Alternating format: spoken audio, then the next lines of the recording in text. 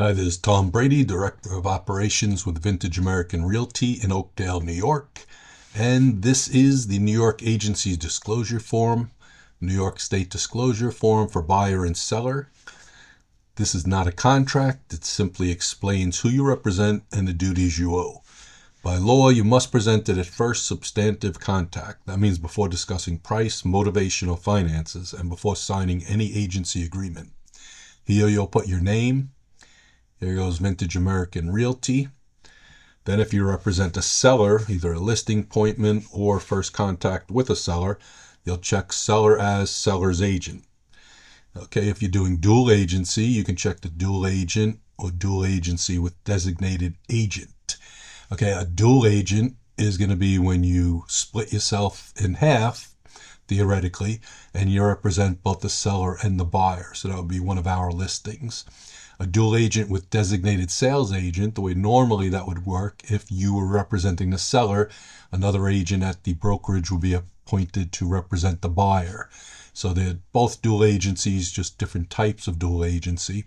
If you get these signed at the beginning, then it's easier. Advance informed consent dual agency, advance informed consent dual agency with designated sales agents.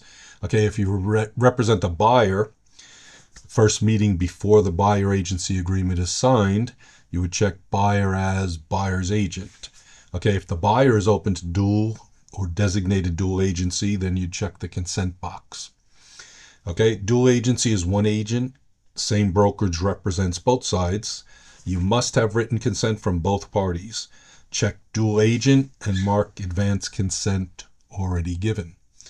Okay, dual with designated sales agents, same brokerage, but two different agents, one for the seller, one for the buyer. Check dual agent with designated sales agents and write in both names. Okay, so you'd write in your name if you're representing the buyer, and then who's representing the seller. Normally, if you're the listing agent, you're going to represent the seller. If you have the buyer and it's a dual agency, you'll represent the buyer. Okay, then you're going to have the seller or buyer sign that they acknowledge it, signature of buyer, seller, and the date. Okay, one thing I want to point out, that if you are the seller as a seller's agent and you're in open house and a buyer comes in, starts talking to you, give them this form, when you give it to them, you're still seller as seller's agent. You don't become anything with the buyer, and it would just be seller as seller's agent and signature of buyer. All right, you don't necessarily become a dual agent. They have to request agency and you have to grant it. Okay, so you could be a seller's agent at an open house and you could just have a customer as the buyer. Okay, so you don't have to have dual agency. They only get dual agency if they ask for it and you grant it. Otherwise, the seller is your client and the buyer would be your customer. And they'd be unrepresented. They're due honest dealings. Okay, thank you, and hopefully that was clear. Tom Brady again, sorry about that. One more important form that goes along with the agency disclosure. It's a rare occasion, but if you have someone refuse, either a buyer or seller, to sign the agency disclosure, you need to fill out this sworn declaration by a real estate licensee.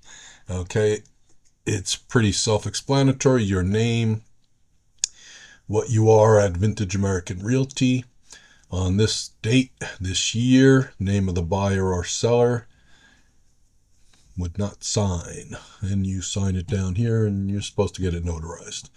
All right, so you'd need this if you didn't have the agency disclosure signed. And just like the agency disclosure, you're supposed to maintain this for 3 years. Okay, thank you.